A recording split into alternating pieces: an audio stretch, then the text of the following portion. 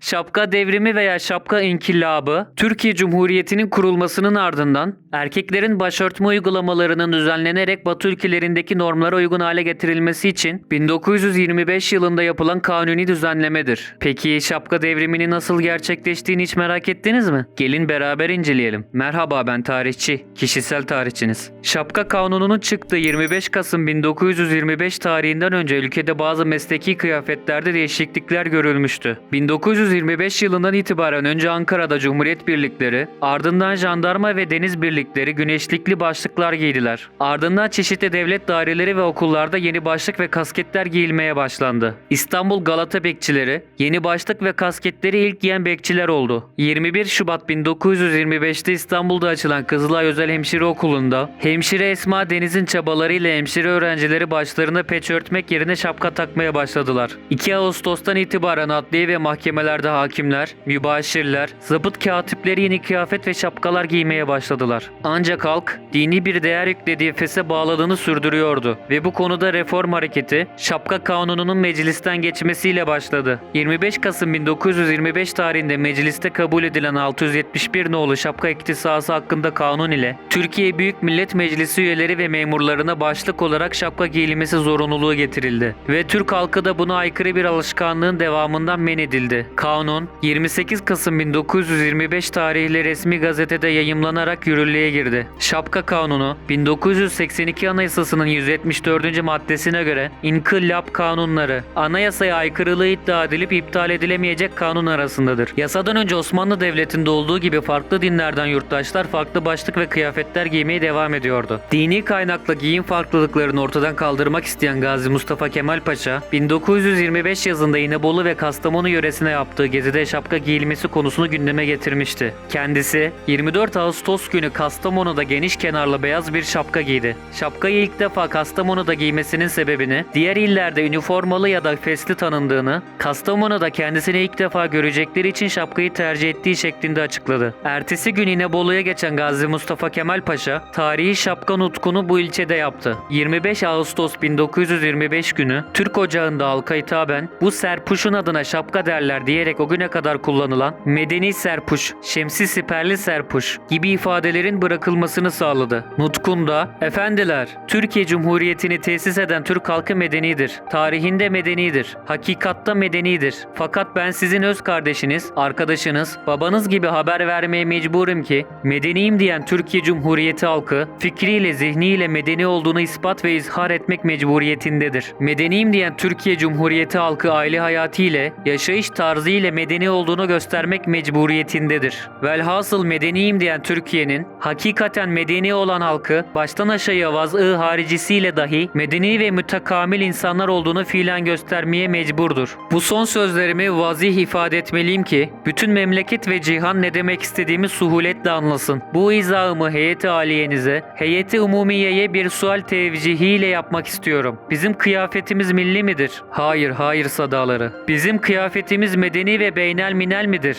Hayır, hayır sadaları. Size iştirak ediyorum. Hayır, hayır, hayır, tabirimi maruz görünüz. Altı kaval üstü şişhane diye ifade olunabilecek bir kıyafet ne millidir ne de beynel mineldir. O halde kıyafetsiz bir millet. Bu olur mu arkadaşlar? Böyle tavsif olunmaya razı mısınız arkadaşlar? Hayır, hayır, katiyen sesleri. Çok kıymetli bir cevheri çamurla sıvayarak enzora haleme göstermekte mana var mıdır? Ve bu çamurun içinde cevher gizlidir. Fakat anlamıyorsunuz demek münasip midir? Cevheri gösterebilmek için çamura atmak elzemdir ve tabidir. Cevherin muhafazası için bir mahfaza yapmak lazımsa onu altından veya platinden yapmak icap etmez mi? Bu kadar açık bir hakikat karşısında tereddüt caiz midir? Bizi tereddüte sevk edenler varsa onların humku belahetine hükmetmekle hala mı tereddüt edeceğiz? Arkadaşlar, Turan kıyafetini araştırıp ihya eylemeye mahal yoktur. Medeni ve beynel minel kıyafet bizim için çok cevherli, milletimiz için layık bir kıyafettir. Onu iktisa edeceğiz. Ayakta iskarpin veya fotin, bacakta pantolon, yelek, gömlek, kravat, yakalık, caket ve bittabi bunların müntemmimi olmak üzere başta siperi şemsli serpuş. Bunu çok açık söylemek isterim. Bu serpuşun ismine şapka denir. Redingot gibi, bonjour, smokin gibi işte şapkanız. Buna caiz değil